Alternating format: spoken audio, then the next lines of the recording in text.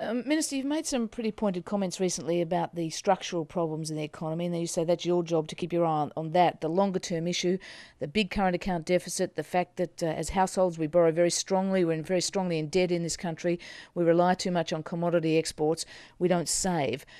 What are you going to do about that, particularly, getting us to save? What are we talking about, super changes here again?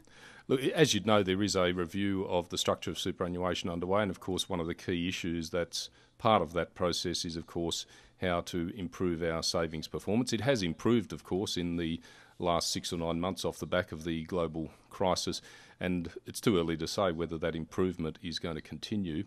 But it is an important issue, but it's part of a wider picture, Fran, and there are a number of things that we've already got underway that will be crucial to lifting our productivity. Some big injections of money into infrastructure and skills development. They've been lagging for years. They've been real constraints on our ability to improve our productivity, to export more, to diversify our export base. But also, most importantly, the broadband network. That is going to transform productivity across our economy once it is up and running. It'll open up opportunities for all kinds of things that we can't even imagine at the moment, for improvements in business activity, for new business models. All kinds of things will flow from that. So there's a lot of action going on. And of course, directly in my own area, deregulation, particularly getting rid of the ridiculous differences across state boundaries for all kinds of basic economic regulation. A lot of work's happening there.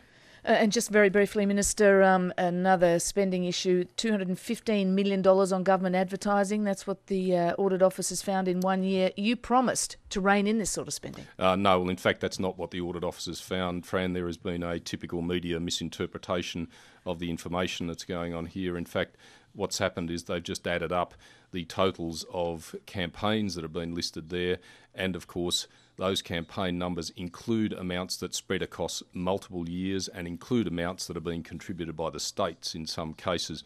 So if you want to look at the true numbers, let's look at what the formal published numbers are. Last year, the calendar 2008, we spent $86 million on campaign advertising. In the previous year, calendar 2007, John Howard spent $254 million.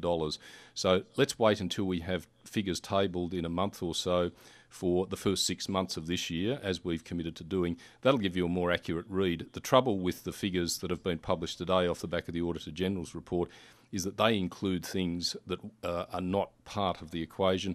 For example, there's a health and ageing campaign called Measure Up, which is part of a COAG strategy that is a 4-year campaign figure that includes contributions from state governments. So that figure just is not a comparable figure. All right, Lindsay Tanner, thank you very much for joining us. Thanks very much, Fran.